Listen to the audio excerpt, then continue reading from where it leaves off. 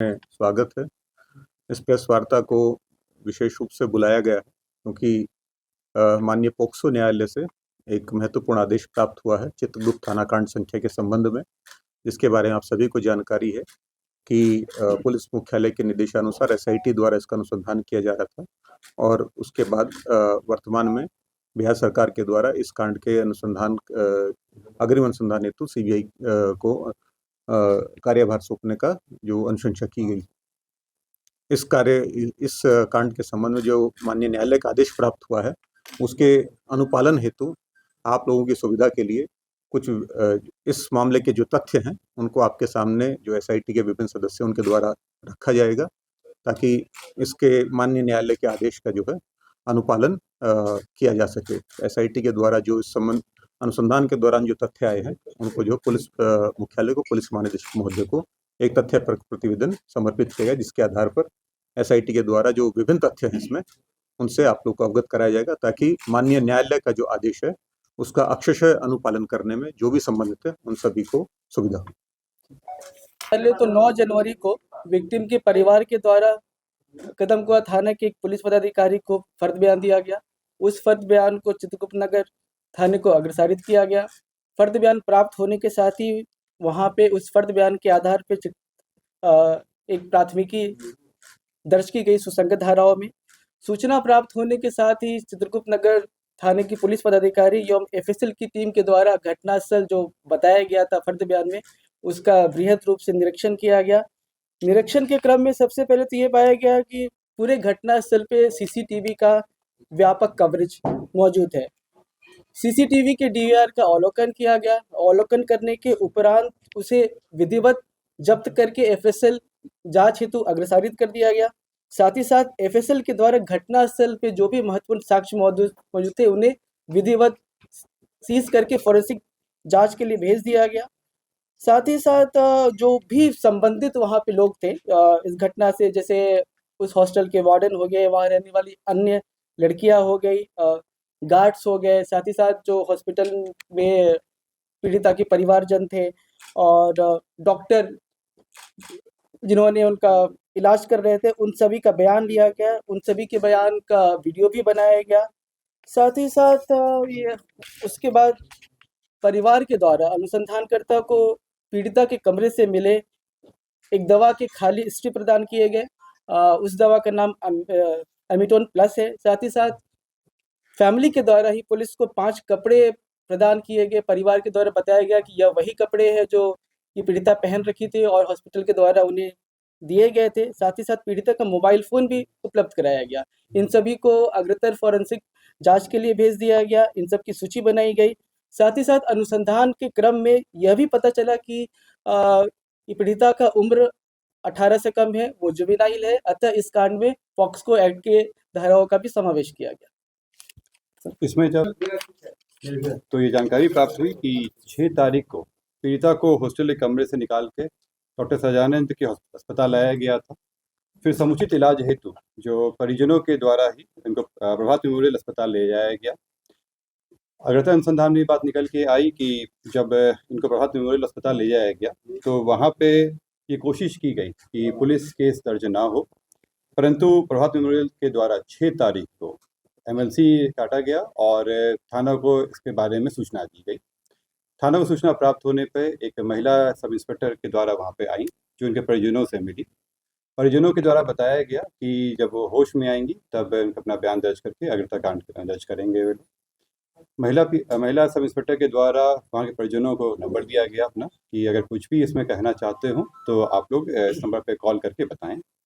9 तारीख को sub inspector को फ़ोन आता है और वहाँ पे जाके फिर फर्द बयान दर्ज होता है और जैसा बताया गया कि इसमें कांड दर्ज किया जाता है। क्योंकि इसमें जब 6 तारीख को सब इंस्पेक्टर के द्वारा विजिट किया गया था और उसमें जो कदमकुआं थाना में प्रभार में चल रहे थे उनको तुरंत इसके बारे में सूचना चित्रगुप्त नगर थाना प्रभारी को देना चाहिए था और जो चित्रगुप्त नगर थाना प्रभारी उनको भी इसमें कार्रवाई करनी चाहिए थी, इसलिए उन पर अभी अनुशासनिक कार्रवाई की जा रही है। पीड़िता दिनांक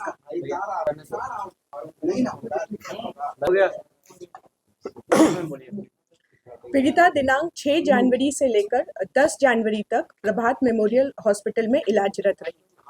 अनुसंधान के क्रम में प्रभात मेमोरियल से ट्रीटमेंट एवं डिस्चार्ज रिकॉर्ड को प्राप्त किया गया।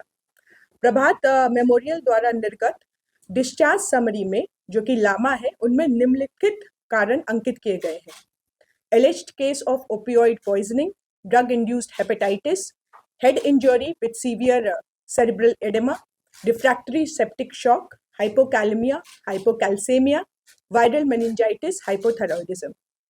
इलाज के क्रम में ही पीड़िता का यूरिन टेस्ट रिपोर्ट प्राप्त किया गया, जहां ओपिएट एवं benzodiazepine screen urine test positive पाया गया। तत्पश्चात पीड़िता मेदांता अस्पताल में इलाजरत रही, जहां उनकी मृत्यु हो गई। मेदांता द्वारा प्राप्त डेथ समरी में diagnosis and cause of death में निम्नलिखित कारण अंकित किए गए हैं: refractory shock, cardiogenic shock, septic shock, opiate and benzodiazepine poisoning. Medanta में पीड़िता के मृत्यु के पश्चात मेडिकल बोर्ड का गठन कराकर वीडियोग्राफी करते हुए पोस्टमार्टम किया गया। पोस्टमार्टम रिपोर्ट के मंतव्य में यौन हिंसा की संभावना से इनकार नहीं किया गया।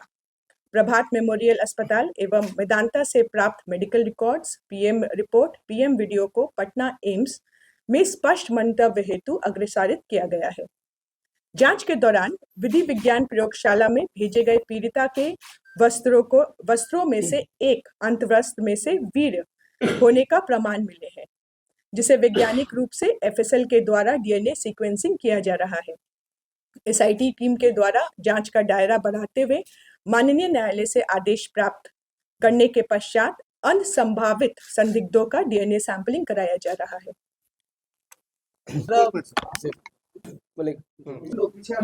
द्वारा अनुसंधान के क्रम में यह बात निकल कर आई कि 27/12/25 को विक्टिम अपने फैमिली, जिसमें उसके माता पिता और भाई है, उसके साथ पटना स्थित हॉस्टल से जहानाबाद एक गाड़ी से जाती है, स्कॉर्पियो गाड़ी से।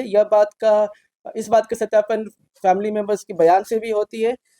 जहानाबाद जाने के क्रम में जहानाबाद में ही अरवल मोड़ पे उनके द्वारा गाड़ी रोककर एक मेडिकल स्टोर से कुछ मेडिसिन खरीदे जाते हैं पीड़िता और उनके फैमिली के द्वारा। उन मेडिसिन में एमिटोन प्लस भी था, उसके साथ कुछ अन्य भी मेडिसिन थी। इसका सत्यापन जो हमें स्ट्रिप मिले थे उनके ये परिवार के द्वारा जो सुपुर्द किया गया था, उसके बैच नंबर से उसका मिलान किया गया। बैच नंबर के मिलान करने से यह पाया गया कि यह उसी बैच नंबर की दवा है। साथ ही साथ कि पीड़िता के यूपीआई बैंक अकाउंट से भी इसे वेरीफाई किया गया। उसके साथ साथ इसका सत्यापन दुकानदार के बयान, साथ साथ फैमिली मेंबर के बयान से भी हुआ। इससे यह स्पष्ट होता है कि यह मेडिसिन फैमिली के द्वारा उस दिन जहानाबाद अरवल मोड़ के पास एक दुकान से खरीदी गई थी, जो बाद में फैमिली के द्वारा पुलिस को हैंड ओवर किया गया था। साथ ही साथ हमें पीड़िता का मोबाइल मिला था, जिसकी फॉरेंसिक जांच कराई गई। फॉरेंसिक जांच में काफ़ी सारे तथ्य निकल कर आए। उसमें से एक महत्वपूर्ण तथ्य यह है कि 5 तारीख को ही उन्होंने उसी अमिटोन प्लस की केमिकल कॉम्बिनेशन को सर्च किया था, जो उसका सॉल्ट होता है। साथ ही साथ ये पूर्व में भी पीड़िता के द्वारा काफ़ी कुछ 24/12 को मोबाइल में सर्च किया गया था, जिसमें कुछ महत्वपूर्ण बातें हैं: way to buy cyanide poison tablets, sleeping pills इत्यादि इत्यादि। साथ ही साथ हमें अनुसंधान के क्रम में हॉस्टल के रूम से एक पीड़िता की पर्सनल डायरी भी मिली है। डायरी का भी विश्लेषण किया गया है। डायरी में जो उन्होंने जो बातें लिखी है, उससे ये पीड़िता की मानसिक स्थिति और उनके जो परिस्थिति थी घटना होने के पूर्व, उसके बारे में महत्वपूर्ण जानकारी मिलती है। डायरी को भी एफएसएल जांच के लिए भेजा जा रहा है। हॉस्टल का जो सीसीटीवी फुटेज है उससे संबंधित डीवीआर को सीज किया गया और डीवीआर का एनालिसिस के लिए एफएसएल में भेजा गया, जहां से एफएसएल के द्वारा कंफर्म कराया गया कि ये जो वीडियो है वो लगातार है और इस वीडियो में कहीं भी किसी तरह का भी छेड़छाड़ नहीं किया गया है। ये वीडियो जो है वो पूरे अल्लाह जगहों का लगाया गया है, जो जितने भी रास्ते हैं सब जगह कवर करता है। दिनांक 5 तारीख को दोपहर के करीब 3:30 बजे के आसपास पीड़िता हॉस्टल में ही रहने वाली एक अन्य लड़की के साथ हॉस्टल में आती है, स्टेशन से यहाँ पहुँचती है और अपने कमरे में जाती है। कमरे पे जो गेट एंट्री है उस पर फुटेज वगैरह है। इसमें दिखाया जाता है कि वो केवल 2 बार 2-2 मिनट के लिए निकलती हैं, जो बाथरूम जाती हैं और वापस आ जाती हैं, और उसके बाद कंटिन्यूसली जो है वो अपने कमरे में ही रहती हैं। उनको अपने कमरे से ना कभी निकलते देखा गया, ना ही किसी अन्य लड़कियों के द्वारा ये सूचित किया गया कि ये कोई व्यक्ति वहाँ पे आया है। घटनास्थल का वहाँ का जब भौतिक निरीक्षण भी किया गया है तो पाया गया कि ये जो कमरा है वो तीसरे फ्लोर पर स्थित है और अंदर में एक छोटी सी खिड़की है जिस पे जाली लगी हुई है और कमरे में आने के लिए केवल एक दरवाजा है जो सामने कॉरिडोर से आता है, जिस पे सीसीटीवी आच्छादित है।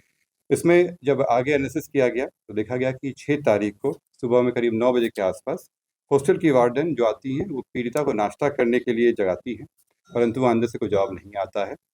पुनः दोपहर में 3:50 बजे लंच के लिए जब नहीं आती हैं तब वार्डन के द्वारा वहाँ पे अन्य लड़कियों को जमा किया जाता है और जिनके द्वारा नाम लेकर वहाँ के द्वारा खोलने की कोशिश की जाती है। वहाँ के बगल के गार्ड के मदद के द्वारा दरवाज़ा तोड़ा जाता है और तोड़ के उनको निकाला जाता है।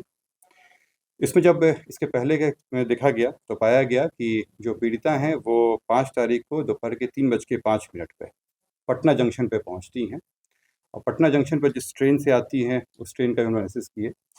जब ये जंक्शन से उतरते हुए इनका वीडियो फुटेज अवेलेबल है और जब ये आती हैं तो फिर ये ऑटो रिक्शा में बैठती हैं। उसमें इसी हॉस्टल में रहने वाली एक अन्य लड़की भी इसमें रहती है और उनका भी बयान लिया गया है और जो टेम्पो चालक है उनका भी बयान लिया गया है और इन लोगों को साथ में आते हुए देखा गया। जो जिस ट्रेन से वो यहाँ आई थी उस ट्रेन का भी जांच किया गया और पीड़िता के जो परिवारजनों के बयान और वैज्ञानिक अनुसंधान से ये पाया गया कि 5 तारीख को दोपहर 12:38 पे पीड़िता जहानाबाद में थी और इसके पूर्व 27 से लेकर 5 तारीख तक पीड़िता जहानाबाद में ही रही। अनुसंधान में प्रगति करते हुए एसआईटी के द्वारा जांच का दायरा बढ़ाते हुए जहानाबाद में जो परिस्थितियां रही उसके बारे में अभी तक जांच की जा रही थी और जो डीएनए सैंपलिंग हेतु जो अन्य संभावित संदिग्ध हो सकते हैं उनका वैज्ञानिक अनुसंधान के थ्रू और जो मानवीय इंटेलिजेंस है उसके माध्यम से वहाँ पर अनुसंधान किया जा रहा था। इसी क्रम में जो मृतका के जो परिजनों के द्वारा दिनांक 24 जनवरी को माननीय उच्च न्यायालय पटना में इस कांड के जो न्यायिक अथवा सीबीआई से जांच कराने हेतु याचिका दायर की गई, जिसका बिहार सरकार ने संज्ञान लेते हुए और इस कांड के जो अग्रतर अनुसंधान हेतु सीबीआई को संस्तुति भेज दी। इस संबंध में आप लोगों को एक आवश्यक जानकारी देना है। इस कांड में पॉक्सो एक्ट की धाराएं लगी हुई हैं और साथ ही में पॉक्सो कोर्ट के द्वारा निर्देश भी दिया गया है जिससे आप लोगों को अवगत कराया जाए। कल भी कराया गया था और अभी भी आप लोग अवगत कराया जाएगा। आप लोगों से अनुरोध है कि जो पॉक्सो की धाराएं पॉक्सो एक्ट है और जो पॉक्सो कोर्ट का जो निर्देश है उसका आप लोग अक्षरशः अनुपालन करें। सर ये बताइए पहले ये बात कैसे सामने आई कि घटना का क्यों कर रही थी पूरे